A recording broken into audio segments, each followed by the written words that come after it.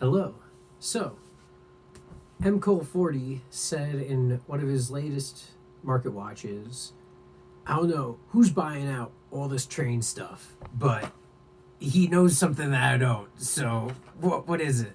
So, I know I'm not the only person buying these cards, right? Obviously.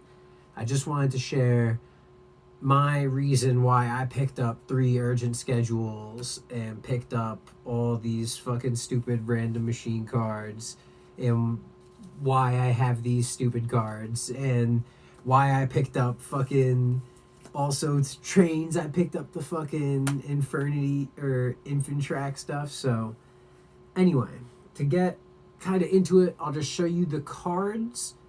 Well, actually, real quick before I get into that, I'm coming back into Yu-Gi-Oh after like 6 or 7 years of not playing, right? So I just don't know cards, all right? I just really don't know cards.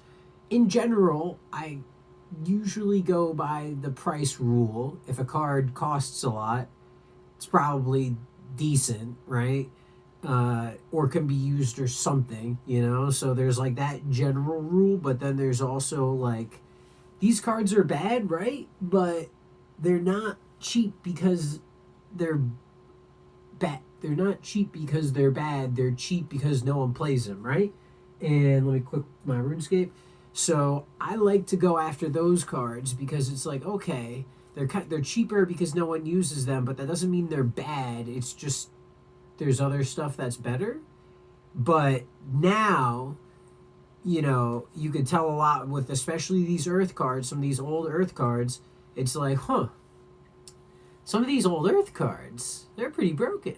Wait a second, hold up. It's like, wait, this Koi Komaru guy can just negate a summon, any summon. Okay, why not? Neospatian Gramble, he's a rock. No target bounce anything. I love that card. The Mega Rock Dragon that I'm so obsessed with.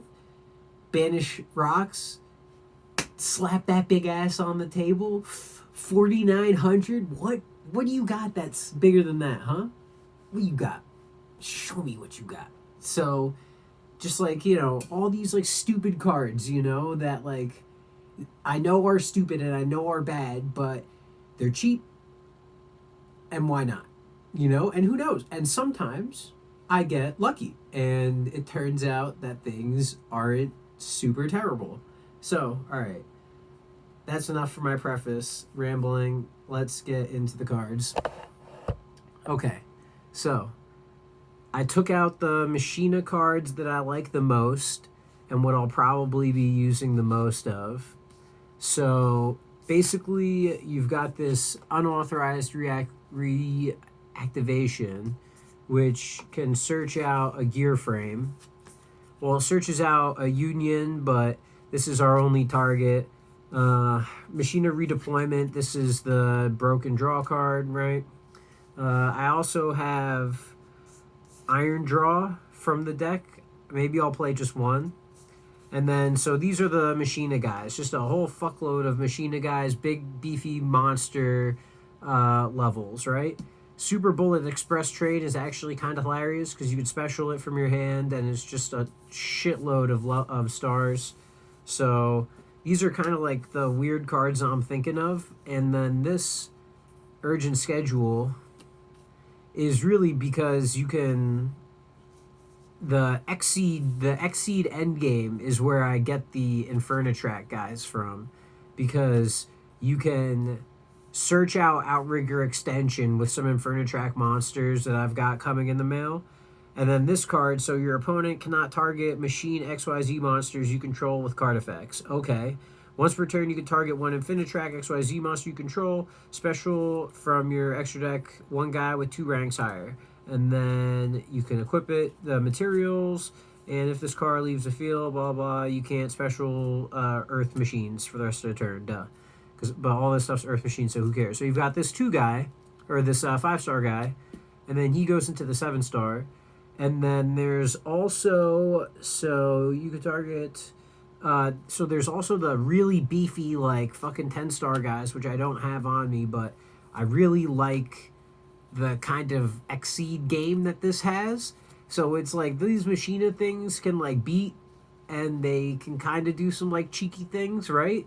But for the most part, I'm kind of playing this as the engine to the Infinitrack, kind of, or maybe they're both like dual engines or whatever. Um, and then random cards I really like, that I think are good.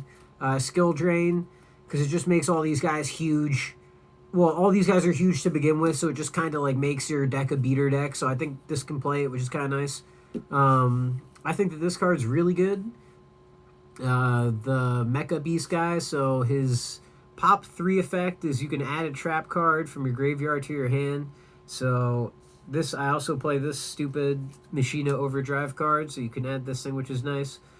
And you can destroy 1 card on the field, special summon 1 Mecha Phantom Beast from your deck, who cares? Basically, you can just add this trap or destroy a card, which is what I like about it.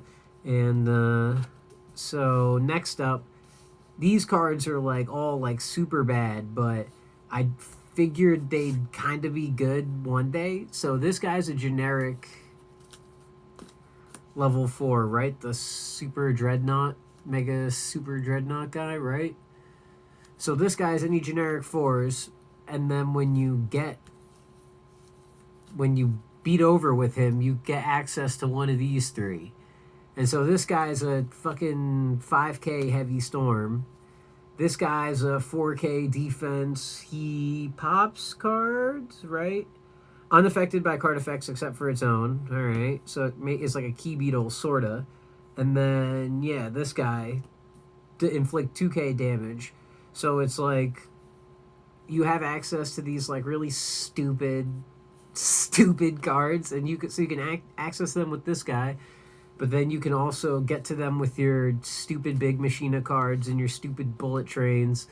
And so there's another card that's an Infernitrack card that lets you adapt the levels of guys to basically make it easier for you to exceed. So the combo of all these cards, I don't know what the combo is going to come out to be, but this is what I'm working with. So I don't know what other people are trying, but this is what kind of my video on what my ideas were. Sorry for rambling a fuckload, but again, haven't played Yu-Gi-Oh in like 6-7 years. So hey, I'm fucking getting back into this. All right, cut me some slack.